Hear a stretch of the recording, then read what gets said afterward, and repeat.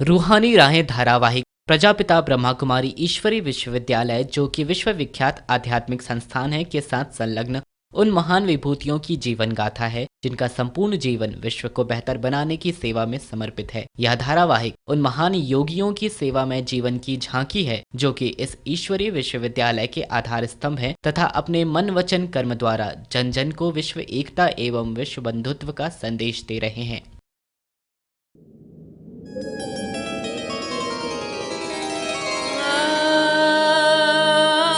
दिव्य गुणों की हैं ये राहें, ऊंचे स्वयमान की हैं ये राहें, विश्व सेवा में समर्पण है ये राहें, परम पिता को अर्पण है ये राहें, ये हैं रूहानी राहें।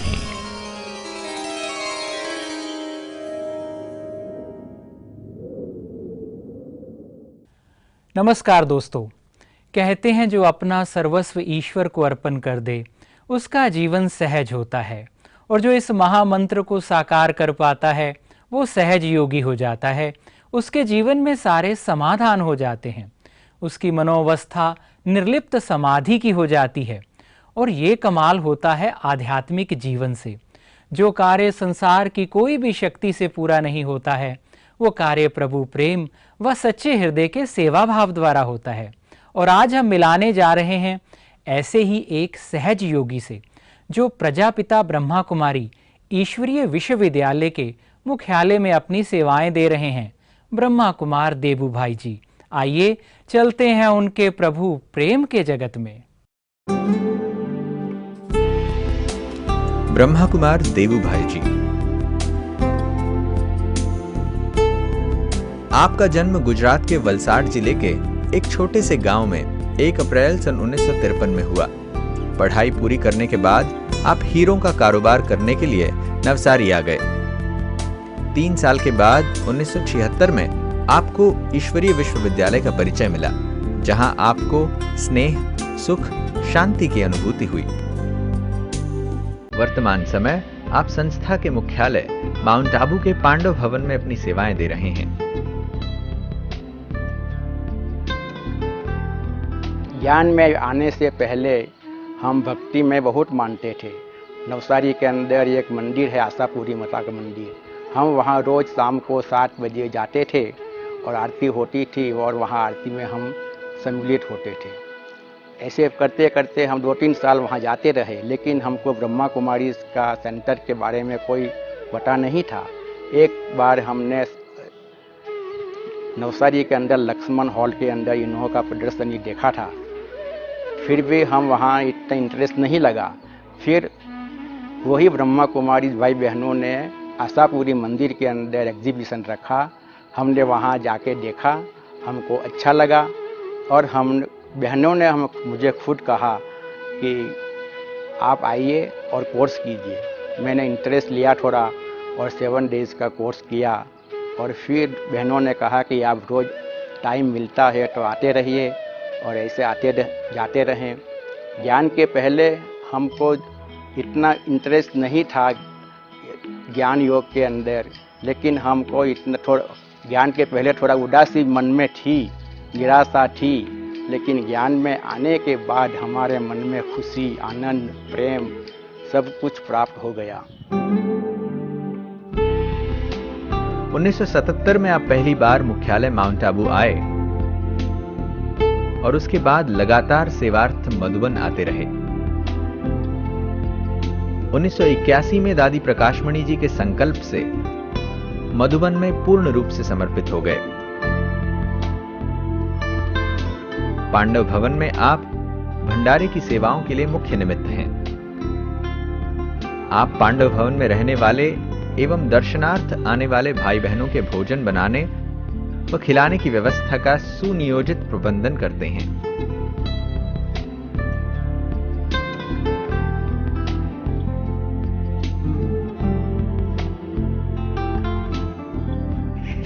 सेवन के अंदर बाबा से मिलने के लिए मधुबन में पहुंचे हम। मधुबन में आते ही हमको ऐसा लगा जैसे कि हम मधुबन स्वर्ग आश्रम में पहुंच गए हैं। हमको सारी दुनिया की सुध बुध सब भूल गया और हम बाबा की याद में जैसे खो गए। बाबा से मिलन मनाते समय ऐसा लगा जैसे कि स्वयं परमात्मा हमसे बात कर रहे हैं और सन्मुख बैठे बैठे ही हम बाबा से मिलन मनाते रहे और हमको इतनी अतीन्द्रिय सुख की अनुभूति हुई कि हम मन में संकल्प लिया कि हम बाबा को कभी नहीं भूलेंगे, नहीं छोड़ेंगे, बाबा की पढ़ाई में ही, बाबा की सेवा में ही लगे रहेंगे। उसके बाद जब हम नवसारी में पहुँचे, नवसारी से हमने ज्ञान लिया था, तो नवसारी में ही हम वहाँ सेवा करते रहते थे और नवसारी से ही हम 79 के अंदर हम मधुबन आश्रम के अंदर सेवा करने का हमको मौका मिला और पहले बार हम 15-20 दिन के लिए मधुबन में सेवा के लिए आए।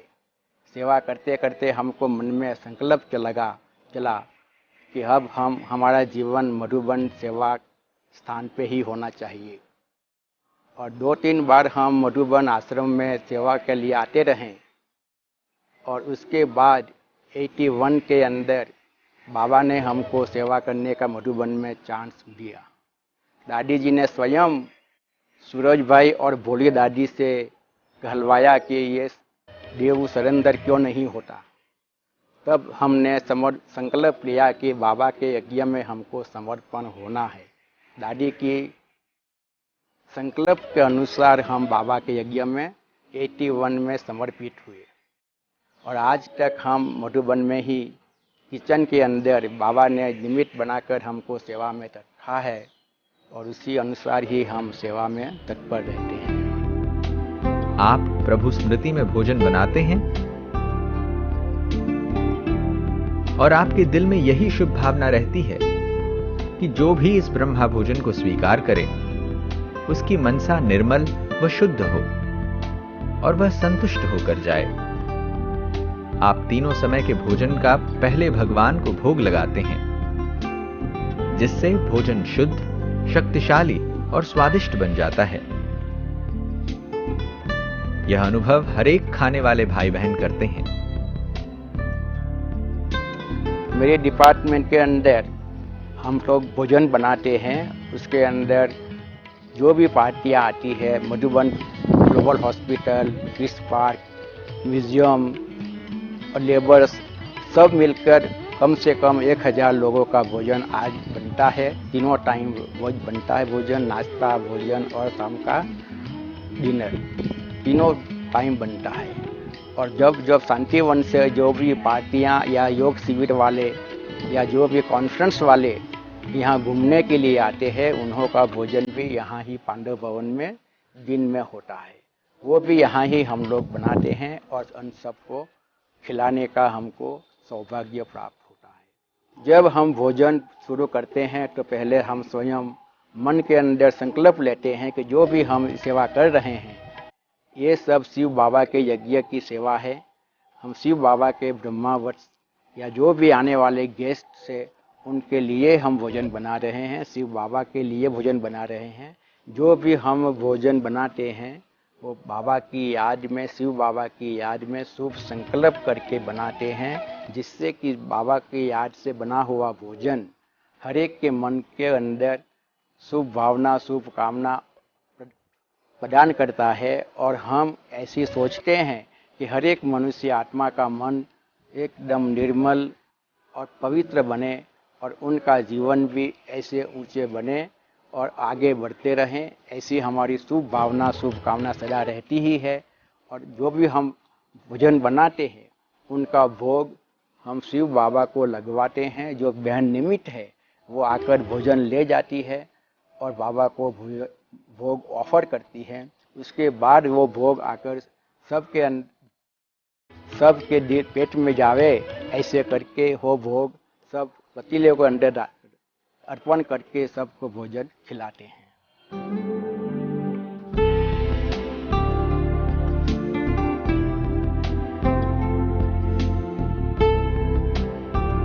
ईश्वरीय ज्ञान को आपने अपने व्यावहारिक जीवन में उतारा,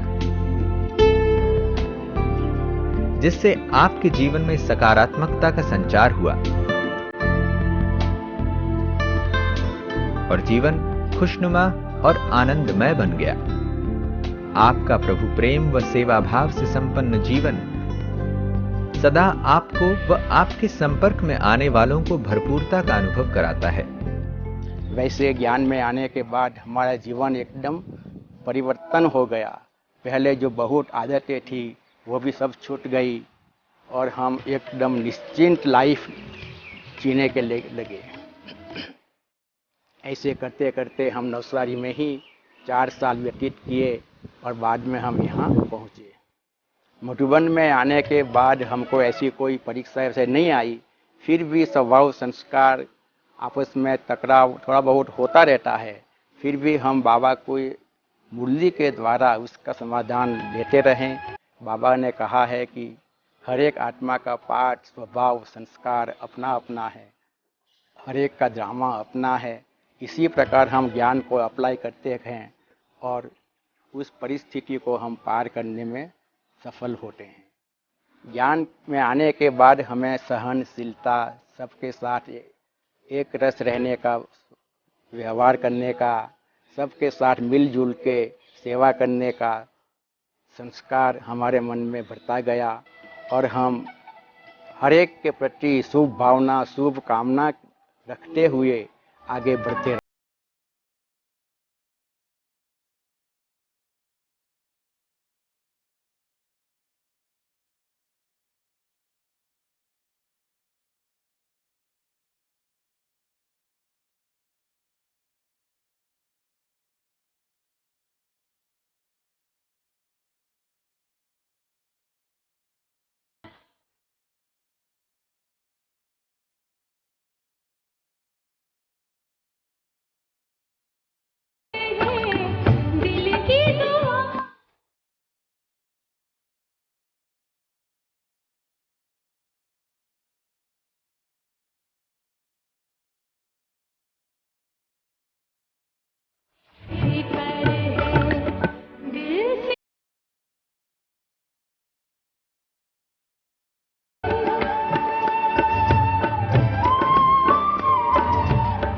मधुबन में हम इतने साल से रह रहे हैं। हम पहले 60 भाई बहनें थे, धीरे धीरे बढ़ते बढ़ते अभी 300 भाई बहनें मधुबन के अंदर समर्पित है। उन सब के साथ हमारा व्यवहार एकदम साफ रहे, सबके साथ हमारा मिलजुल के सेवा करें। हम सबका सम्मान रखते हुए, सबका रिगार्ड रखते हुए हम एक दो को सम्मान देते हैं और सबसे सम्मान भी पाते हैं और हर एक के साथ हम मिलजुल कर सेवा करते हैं। हर एक के प्रति हमारे मन में एक ही शुभ भावना होती है कि सब बच्चे बाबा के बच्चे आज्ञा में समर्पित हुए हैं। उन सब का कितना बड़ा भाग्य है कि हम भी उन सब के प्रति इतना सम्मान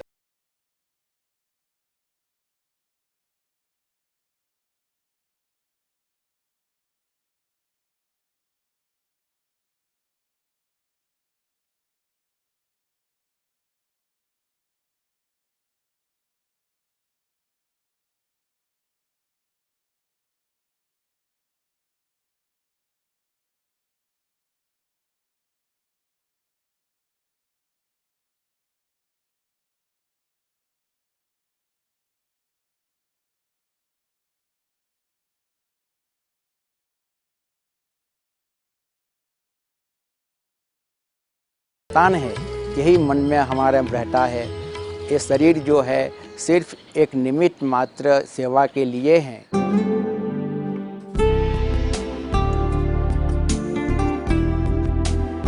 जैसा अन्न वैसा मन की उक्ति को चरितार्थ करता ब्रह्मा कुमार देवू भाई जी का जीवन सर्व को परमात्म स्मृति में भोजन बनाने व खाने की प्रेरणा देते हुए एक पवित्र और निर्मल जीवन का प्रतिबिंब है। आज आप मिले ब्रह्मा कुमार देवू भाई जी से, जिनके जीवन में प्रभु प्रेम व सेवा की सुरीली तान है। सर्व का भला हो, जिनके हृदय में ऐसा अरमान है। दोस्तों, यदि आपके जीवन में भी प्रभु प्रेम और सेवा का संगीत आ जाए तो आप भी कह उठेंगे, वाह प्रभु वाह, और आपका जीवन प्रभु प्रेम और सेवा से आगे बढ़े। यदि आप चाहते हैं ऐसी प्रेरणा तो देखिए हर सप्ताह रविवार 10 बजे रूहानी राहें।